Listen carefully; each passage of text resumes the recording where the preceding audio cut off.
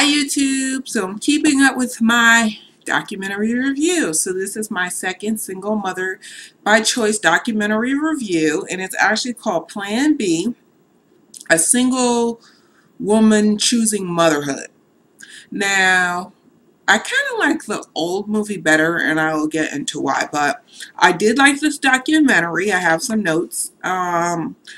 What was interesting was it was a lot of professional women that, it wasn't one woman's story. They interviewed people and they had a series of questions. And I noticed that these documentaries all start off with, showing that women want to do this and showing sperm banks and the evolution of how this happened and blah, blah, blah. But what I found interesting was there was a lot of professional women in New York. This was all based in New York, and they all seemed like really highly paid professional women. Now, I could be totally making assumptions here, but just in the places they lived. I know one woman mentioned she lived in a one-bedroom with her daughter. Fine, but New York is retardedly high priced. So they just seem highly professional, highly paid, to the point that one woman said she paid $100,000 or got $100,000 worth of debt to have her kids. I don't know if she said debt or she just paid $100,000 to have her kids. They also seem to have waited later in life, most being 30s, 40s. There was actually a woman that got pregnant in her late 40s, and what I found interesting about her story was she was a singer or something. So, there was a delay in, her making a baby, and her story was very interesting. Also looking at having pregnancies very late, like late 40s, which, nowadays, the first thing they tell you to do is an egg donor. So that's another long story. I guess it worked out for her, meaning you never know. What I also found interesting is I guess New York is a place where it's hard to find a man. And if you ever watch Sex and the City, that was my show. Sex and the City. I love that show. I have to say, I watched all seasons of Sarah Jessica Parker trying to get Mr. Big to marry her. But anyways, I guess there's a lot of issues with finding men in New York City, even though it's thoroughly packed with people. But I think after a certain point, it's hard to find a person for you in general. Not just New York City, but you're older, you know what you want, you're less likely to put up with bullshit, I guess. So they were all having those problems, even though they desired to be married. See, that's the thing. It wasn't, oh, I want to be independent. I want to do this by myself. It was, as the title says, Plan B. Meaning they wanted to be married. They wanted to do it with somebody else, but that somebody else didn't show up. The women, they also seem very much about their careers. They were into their careers and being successful. I'm sure they did it along the way, but their careers definitely seem like a top priority. And time just slipped through.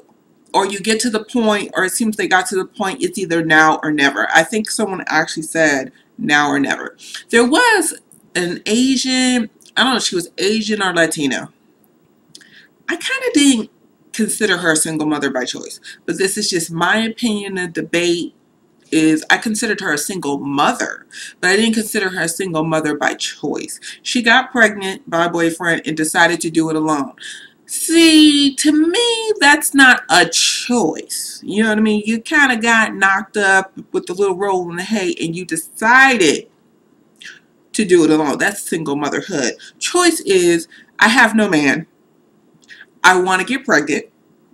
I want a baby, and I'm looking for ways to do this. So I made the choice before the roll in the hay, not, oops, positive pregnancy test, what do I do? But that's just my opinion. We'll go with that. This documentary, other than the Asian / Latino, whatever she was, woman, no other minorities. I wasn't really feeling that. There was it seemed to be a number of Jewish women in the documentary, And one Jewish woman said that, I guess in their religion, don't quote me, that they at least need to replicate themselves. So she has a child, so she did her job. So I thought that was interesting. What I found really interesting, there was this exotically pretty woman in the series. You know, she was a lawyer. She had blonde hair. I don't know if it was dyed, but it was kind of this curly. And she, you know, something about her. She had the big lips that didn't look fake. And she had like some piercing eyes. And I'm thinking, damn, she's single? You know what I mean? It just goes to show no matter what the hell you look like. Because I'm sitting there like, she seems pretty cool, pretty down to earth. I mean, just strikingly pretty. And you're sitting there like, you're single?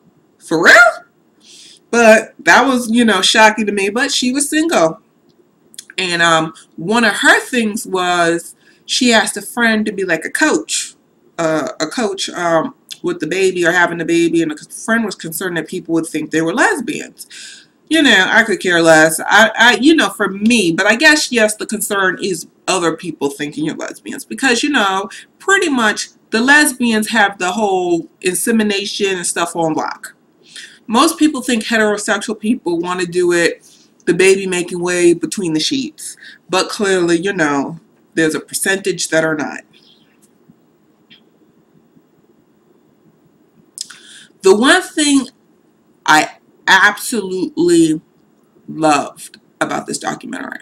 At the end, I think some years passed and they show pictures of, you know, people, because, you know, during the documentary, you don't see some of the people having their babies. They're like working on it or whatever. And you see, they show these barrage of pictures and they give little subtitles of like what happened.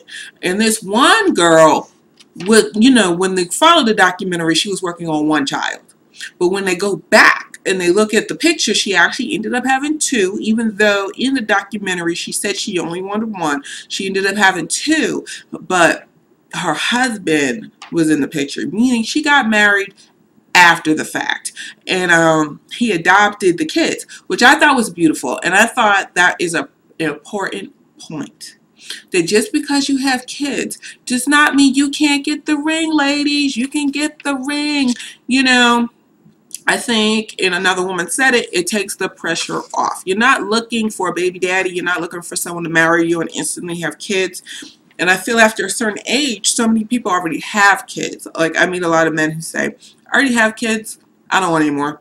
But if I already came into the situation with kids, they're already there. You knew what you were getting when you started. So I really like the fact that she got married and he adopted her kids. I thought that was beautiful, you know. And it just screamed, all is not lost. It does happen. They also got into a couple of adoptions. And I also like how this documentary goes and tells you, because one woman, the adoption wasn't perfect, another little medical issue, not major, I guess you could handle it.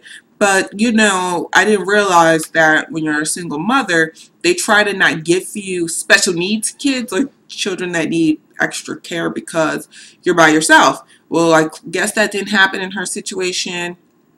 And another woman, she ended up deciding on adoption. So you see like the 1-year birthday party or some party or whatever, and you know what, her boyfriend's there, so she got a new love too, even after her adoption. So it, you know, for me, what I liked about this one is the after effect that included men in their lives. Granted, the old one included, like, I think one person got a man by the end or something, but this one, it's more updated, it's more fresh, it's interviews, it's asking the important questions, and I really feel this is your #1 documentary to look at. I just love how crisp and how nice it is. It really flows. It's not choppy and dark and dingy like some of these documentaries. It is crisp and it is fresh and it is nice.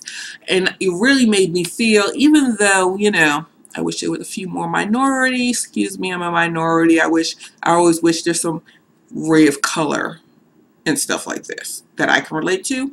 But I could relate to these women because I am a professional.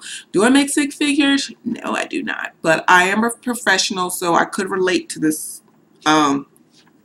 stuff of getting to a point in life and then wanting a child and what you need to do about it. So I give this also a thumbs up. And I have to say, going forward, I don't give them all a thumbs up. These are just my two favorites. So just to let you know, I'm not going to give a thumbs up to all the movies.